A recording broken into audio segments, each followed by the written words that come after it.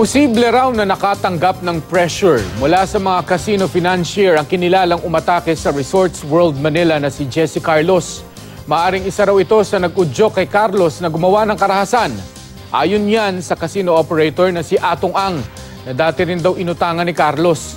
Patuloy namang inaalam ng PNP kung may pagkukulang ang security provider ng Resorts World Manila kaugnay ng insidente. Makibalita tayo kay Maris Umali.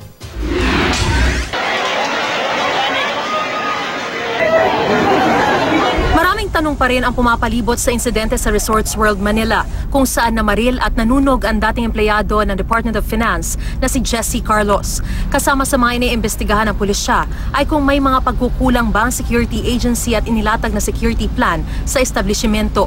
Ang PNP Supervisory Office for Security and Investigation Agencies o SOSIA na siya nagbibigay ng probisyon at sumasala sa mga security agencies, hiningi ang security plan ng NC Lanting Security Specialist Agency na security provider na Resorts World Manila.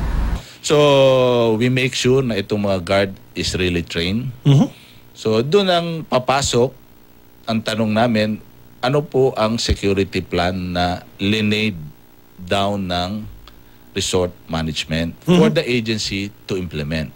Kailangan din daw i-review ang communication system ng Resorts World at ng security agency. It's their communication system. So, which they really have to review. Ganoon. Yun. Kasi hiwalay talaga yung frequency ng security agency. General, ang sinasabi nyo ba itong mga kakulungan na ito, kung wala po itong mga kakulungan na ito, hindi mamamatay ang 38 na tao doon sa Resorts World Manila? General?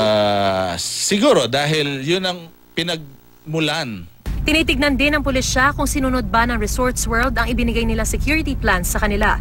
Ito po yung isang issue dyan na sabi namin, issue on the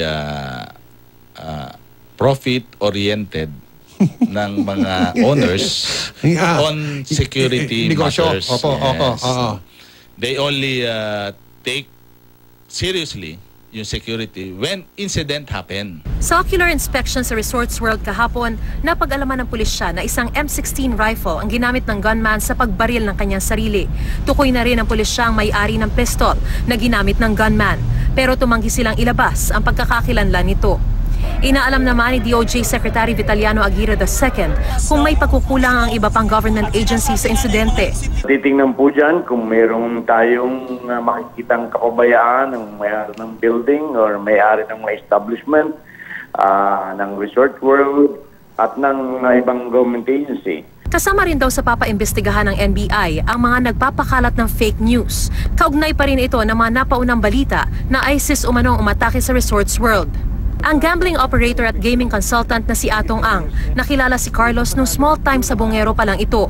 Nung wala naman ako rito, nung 5 years ago, nung simula ako magsabong uli, nakikita ko yan. Doon sa harap lang yung mga small time na nagpupusta-pusta.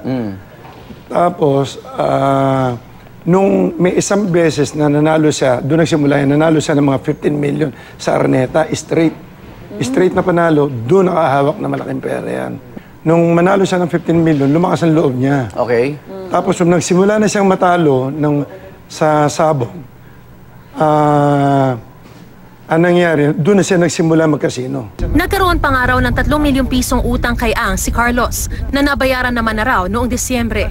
Nag-iba raw ang ugali at lifestyle ni Carlos nang malulong na ito sa pagkakasino. Ang lahat ng tao, pag nagsusugal, adik na ang tawag dyan dahil lagi ka nagsusugal eh. Ngayon, depende na lang kung anong klase ka, kung adik ka na ba talaga na nagiging, kung ibinebenta mo na ba yung ari-arian mo. Ari-arian mo. Yan yung talagang sobrang adik na. O kaya, inuutang mo na yung sinusugal mo. Sa tingin ni Ang na pressure si Carlos ng mga casino financier, kaya ito naudyok na gumawa ng karahasan. Ilang namatayan ang balak daw na magsampa ng reklamo laban sa puneraryang nagproseso ng bangkay ng nasawi. Sabi ng mga kaanak ni Rogie Uy, mabagal ang pagproseso sa bangkay ni Uy.